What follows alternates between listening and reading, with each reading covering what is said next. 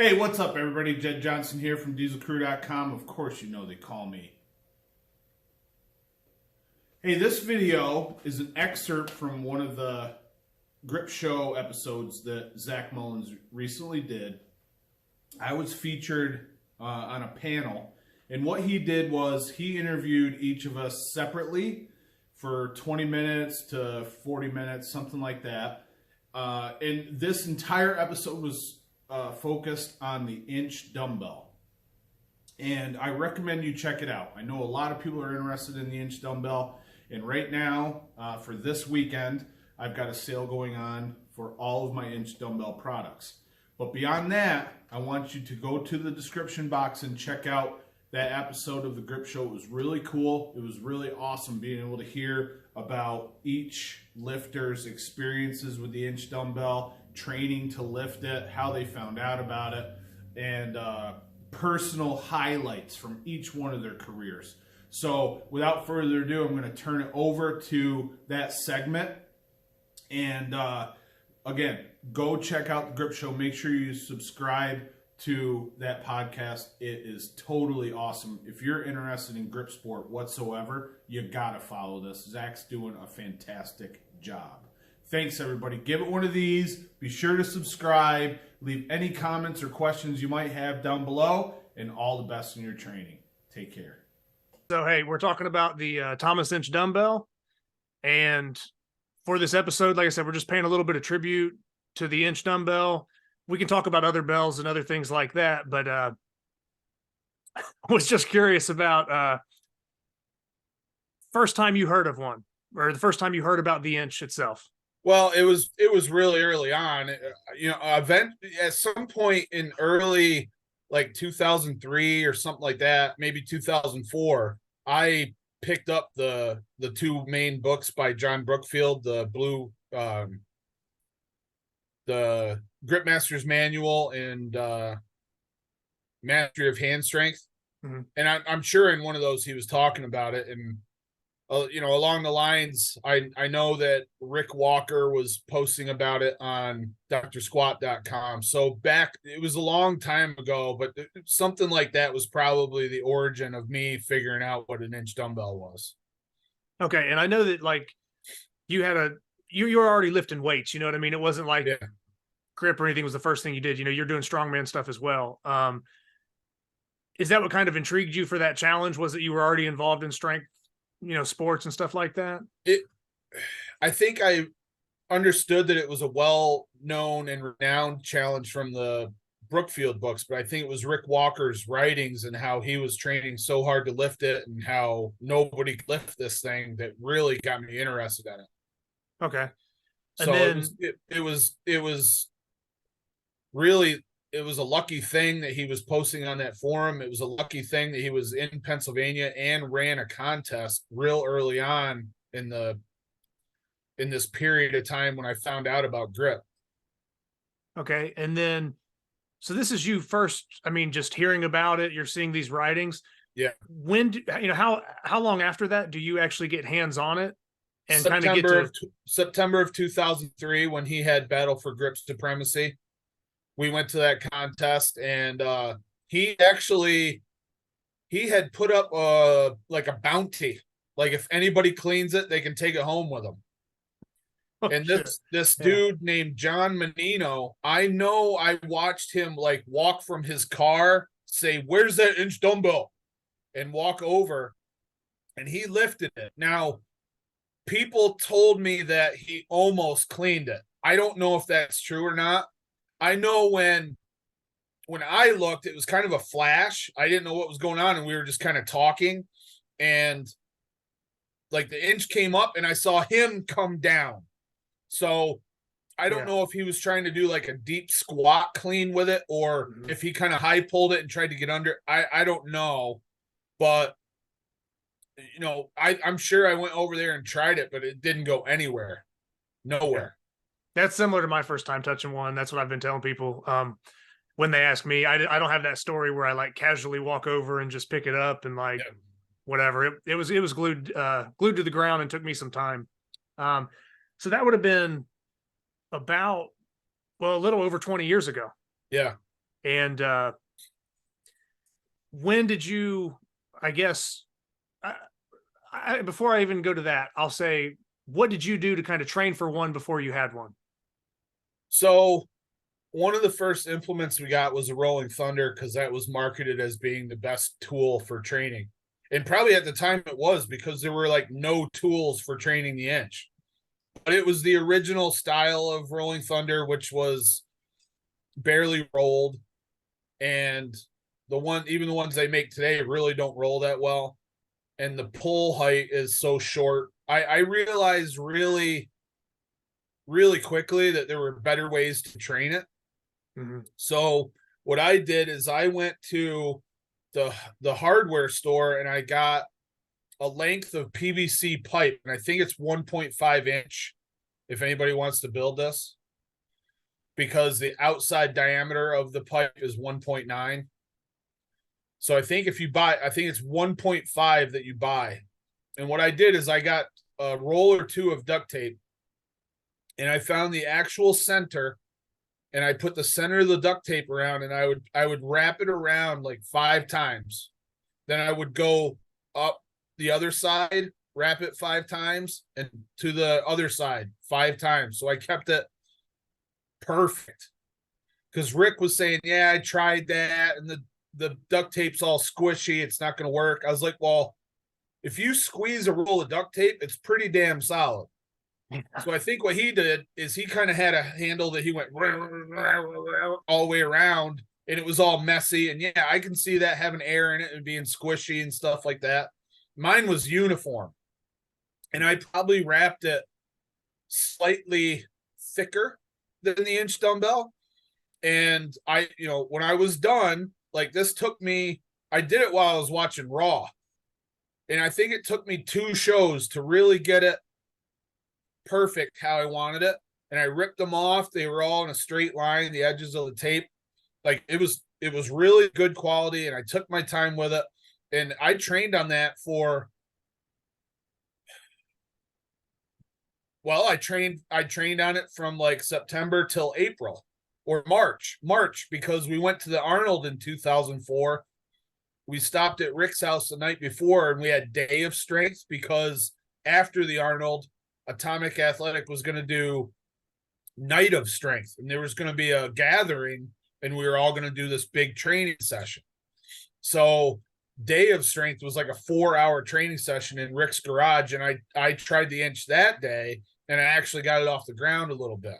So the training with that PVC handle was effective for improving my grip strength enough to at least take it from spinning on the floor to popping off the ground a little bit. Okay. And with the PVC pipe, were you basically loading plates onto the pipe itself? Yeah, exactly. And then, quarters. Yeah. I would do for the longest time it was 2 quarters on each side. Then dimes. And then I would use, the collars wouldn't work, because like I said, it was 1.9. So none of the collars would stay tight. So I was using wrist wraps. And to this day, that's still what I do on like a pipe that's too thin for collars, is I just take a wrist wrap it around there, pinch it again, wrap it, and it's tight, and those weights aren't going anywhere. Yeah. I will tell you, if you drop that from too high, it's going to break the pipe, because I ended up breaking one, and I had to build another one. So you got to be careful, because the pipe's flexible, but if you drop it from too high, it's going to break. Yeah. And then I would say, even with that, it's kind of like, like methods you've talked about in the past, like maybe lifting off a cushion or something. If it's something that's already out of reach, I mean, you could very easily, lift it on a cushion or a pad or something to give a boost, and then also, stop it from breaking. If anybody wanted to train that and the Inch was out of reach. Things like that once I bought the Inch. So eventually Rick had something happen in his life, and he ended up getting rid of his Inch dumbbell. So I bought that from him in November of 2004. And eventually I bought all of his equipment, and that's what I started my home gym with. But I got the Inch in 2004, and that's when I went from breaking breaking it off the ground an inch to lifting it because I had it to train with. Yeah. So it made a huge difference. So I was incorporating those different methods that I basically learned from West Side Barbell with what Louis would call the future method, where they would add bands, but the bands attached to the cage above you. Yep. So I would use many different methods in order to boost it up or assist it up, try to hold it, things along those lines. And that time under tension with the inch in my hand, it was 2 months. I got it in November, and by January I was lifting it. Okay, now are you ready to make some people mad? Yeah. When you got that inch dumbbell, how much did it cost? I want to say like 250 or 260 bucks. Okay. And yeah, I just, with the way prices are, and I guess like the rarity of them these days, if somebody was to see that listed for like 250 bucks or something, they'd lose their mind. It'd probably be gone in seconds. That's not even the cheapest one I got. I got one off eBay for 220. like less than a year after that. So I had to go to Jersey to get it. But yeah, the first 2 inches I got, I spent like less than $500. Okay. No,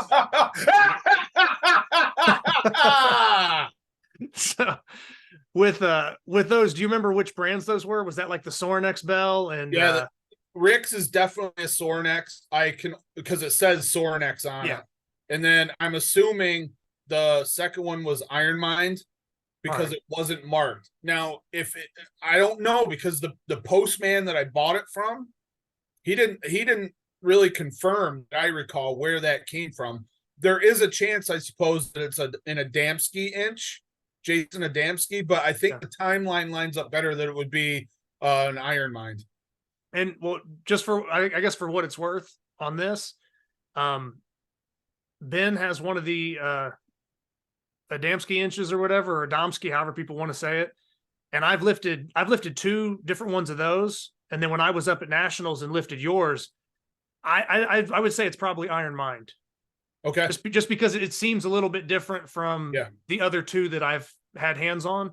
Yeah. So I would say you're probably right on. I can tell you there's a world of difference between that Sorinex handle and the Iron Mind. The Iron Mind is actually a little bit thicker, and it's smooth as glass. It will not take chalk. There's like a couple spots where chalk stays on there. The rest of it rubs right off immediately. So you got these good deals. You got some inch dumbbells in your collection. It starts becoming a regular lift for you. What, I guess, as things evolve, I know you're doing combo lifts, you're doing different stuff like that. What are some of your favorite lifts that you pulled off that include the inch dumbbell? Well, one of my favorites was the Blob Inch project. So we did a spoof video of the Blair Witch Project, and I did a lift with the inch in one hand and the blob in the other hand, and we took the cameras and we went down to the basement of the gym we were working out at. It was awesome. The video's up on YouTube. But I've done a few other things. So after a while, I got to tell you, man, from like 2005 to 2013, I don't remember much about inch dumbbell training except for like stress and despair, because I didn't improve much, because all I needed to do was like lift it in a medley. So it didn't really become a goal of really advancing. And then once Luke started training with me, it kind of really kicked my training into another gear. I was more motivated.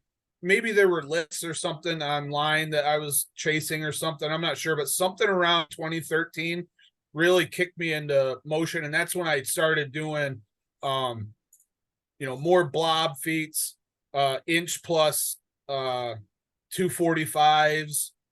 Every new block weight I would go inch plus the block weight. I worked up to inch dumbbell in one hand and then a clean with Blobzilla in the other. I did inch in one hand plus, I started out with blob in one hand, and then I flipped my 95-pound kettlebell and caught it. And I did inch in one hand and flipped the kettlebell as well. But that one, like the tension was really weird and the dumbbell ended up behind me and it's kind of sitting on my leg. So that's one of the feats that I'd like to redo that a bit more cleanly. But when it's behind you like that and you're like messing around with other stuff, sometimes it's really hard. But I've also graduated up to the 200-pound Selene with like old school Yorks in the other hand. The Luke's 200-pound anvil as a combination as well.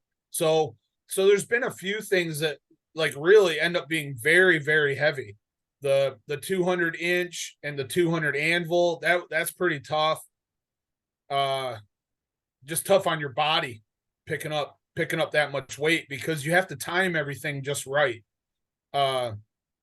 Like for instance, when you pick up an inch dumbbell and then pick up a rolling handle, you have to pick the inch up like 10 inches, then grab the handle and lift that up. And it's kind of a pause in the middle. Yeah. Did the blob series with the inch dumbbell in the other hand.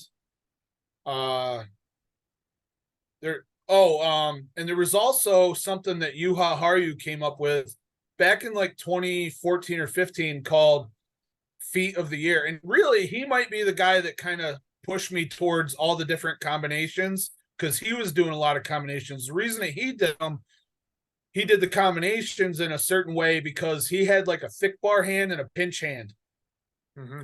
So he got really good at doing the inch in one hand and then some kind of pinching feat in the other. But I tried to do it so that I could do it both ways. And we eventually came up with a feat. I think it was you and I that was talking about it, calling it both ways, where you would do the combination and then within a minute's time, you would rotate the stuff around and do it with the opposite hand combination. Yeah. So, but Yuha brought up the feat of the year, which was inch in one hand and then a number 4 silver bullet in the other hand. And that was really tough because you'd have to set the silver bullet, bite down on it, then grab the inch and pick it up. And I remember getting, I had so many near misses. I remember straining or developing some kind of tendonitis in my lats. And I thought I tore a labrum. Like I couldn't deadlift. I couldn't pull stuff off the floor. It was incredible pain. I'm like, Yuha, I got to stop. I can't keep doing this, dude. I was like, I think I tore my labrum. And he's like, oh, I know what you're talking about. Tremendous pain. Lift anyway. So I just kept on doing it. Yeah, those are some of the combination feats. I don't know if you remember any of the other ones, but if you can come up with it, I probably did it. Yeah, no, you've done a ton of combos. One thing I was going to mention, you're talking about, the different pick heights there for these combination feats. You're talking about lifting 45s with the inch dumbbell, and you made the mention that it was the old school Yorks. This isn't any pair of 45s, right? This is, yeah. super, super wide, deep dish, extremely hard plates to pick up. Yeah. And not only are the plates, extremely hard, for anybody to break them off the ground and do a full lift with them, but you're lifting the inch dumbbell essentially at a deficit off the floor. Yeah. You're kind of getting that running start, and then you're almost having to stop and then try to break those plates off the ground, keep them together because they don't line up so well. Yeah.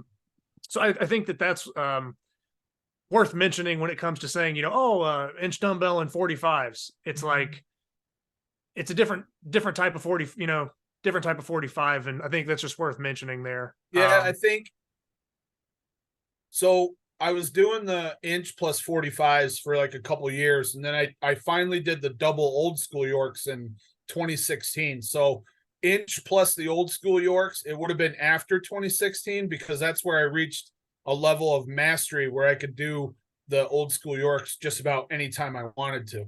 And I know I've done the 200 with the old school Yorks. Yeah. So, well, and you've done like your 200-pound bell with the like Blobzilla. Sure. And stuff like that as well. Yep. To add there. So I guess with naming some of the feats that are kind of your favorite or just different stuff that you've knocked off your list, I've kind of asked this to some other people as well. The inch dumbbell is kind of such a simple design, but there's almost so much to it. And it actually is really kind of advanced, even though it's very basic. Yeah. what is it to you that makes the Inch dumbbell so special? Well, first off, it's not like a lot of the grip lifts where you're only picking up 45 or 50 pounds. It's like 168 to 178 pounds. So you got to be strong enough to pick that amount of weight up. Yeah. And a lot of people just aren't. The other thing is, once you have a lot of time under your belt with the Inch, you start to find out that there's a great deal of technique involved, and you're not just smushing your hand down on the Inch to pick it up. There's ways to optimize your grip on the Inch in order to lift it. And I figured that out, but I also figured out that when I was doing certain types of training along with Inch dumbbell lifting, so maybe there was a contest coming up and I had to put a lot of emphasis on pinching, like during the time where I was chasing the world record in the 2-hand 0 pinch, then my thumbs were often very beaten up. Both the skin would be torn up, but also the joints would be inflamed. So I found that I could not rely on just pinching the Inch, because what Rick and I talked about very early on is that my strength was not in my fingers and wrists, but my thumb, being able to use my thumb as a brake to stop the rotation of the Inch. And when I was doing all that really heated pinching work during those periods, I would have to do more wrist, activate more wrist on the Inch, and really clamp down like an eagle is clamping on a fish in the river when it's swooping down to grab dinner. So I had to envision like putting indentations in the Inch dumbbell with my fingers. And that was something that was like a breakthrough to almost increase my performance anytime I lifted it, because I became more aware of what I was doing and the activation level changed. So I think that was really big. All right. And another thing I just thought about was, we're mentioning some of these feats. You've cleaned the Inch dumbbell. So yeah, like we were talking about all these combos, we kind of got caught up with that. At one point in time, you were the lightest guy to clean the Inch dumbbell, and there wasn't anybody even like remotely close to your body weight that had cleaned it. Right. So that would be another thing to kind of add there. And with kind of making mention of these training methods and things you discovered along the way, the combo feats, the Inch cleans and stuff like that. That's kind of stuff that's in the past, or things that you can pretty much pull off any day now. Yeah. Do you have any future goals for the Inch dumbbell? Things well, that I want to clean and press the damn thing. I want to do a legit clean and a push press, just like Ben Helms has done 6 million times now. The problem is I honestly believe one of the things that's holding me back is my chest is so tight and my hips are so tight that I am actually restricted on like the upper portion of the lift. Yeah. Like something is going on. Like the strength is there. I looked at my numbers on the certain rolling handle lifts that I found to be key. I haven't lost any strength, but there's something going on with my body where I can't manage to get the flip right and get it in a position where I can do more with it. And of course, my left hand is completely fucked. Like I can't even really train with my left hand on the Inch dumbbell too often because it's hurt so bad. But even with my right hand, I can just tell I end up in a folded over like half fetal position. So I'm trying to clean it with a forward body posture, and it's virtually impossible because for a while the Inch is weightless, like you can do whatever you want to with your body. But then all of a sudden it's like it's going to come crashing down because my body is in a position where I can't support it. I can't sustain it. So I've been working overtime on stretching my hips and trying to get back into a better, I forget what you call it, almost like the medical position where, you know, you can open up better. Mm-hmm. And I think that's like what's mainly holding me back from getting a good solid clean again, especially right-handed. So that, and I'm just being a pussy on the push press training. So, but yeah, I want to do that. And dude, I would like to be the first one to snatch it too. Like, I've thought about that for years. I know Ben has done some training on that and some analysis, which I thought was really impressive. And he's got a good mind about him for analyzing these lifts. And that's something that you really need to do to get good at this kind of stuff. So, you know, those are down the line and hopefully not too far. But all these friggin' contests that are coming up, man, it just impedes my progress. Cause then I'm like, well, now I got to split time between these 12 events. So, you know, it's, but it's all coming in the future. Okay. I got one other question for you here on these feats. Now, I know you've lifted the Blobfather, which is a half 140 legacy. Have you ever done a bell lift with it? I remember. I'd have to look. I'm not sure. I think I have. In fact, I think I did it this year because at the beginning of this year, my block weights were on, brother. They were on. So I hadn't tried the 140 in a long time. And one day I was like, I'm going to give this a try. And it came right up. And I think I went ahead and did a combo lift, Inch and Blobfather, but I can't swear to it.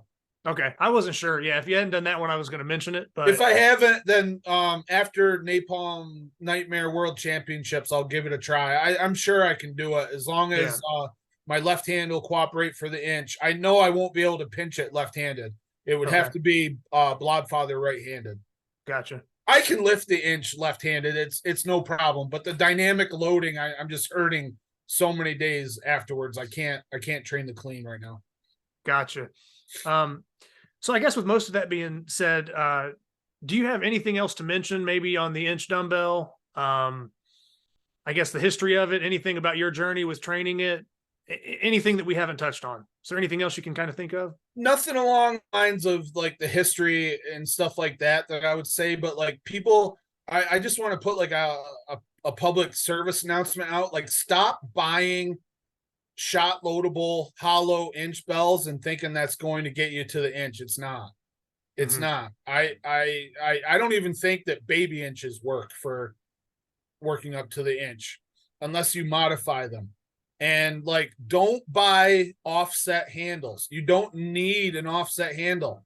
I've never trained for longer than a month on an offset handle. I know in the Inch DVD that I have, I said that I was going to start selling what was called the dock bar, which is an offset handle for inch training. And I was just like, why? People don't need this. And I never went forward with that project. Like, the prototypes were ready up to this one place in Wysox that I partnered with, but eventually I got with Luke and he started making stuff, and it was, I think he sells them. He probably sells like 150 of them a day, but like, you don't need that shit. All you need is a plate loadable handle with like a 2 3/8 to 2.5 inch gripping surface, and make sure your wrist and forearm don't brace against the inside plates.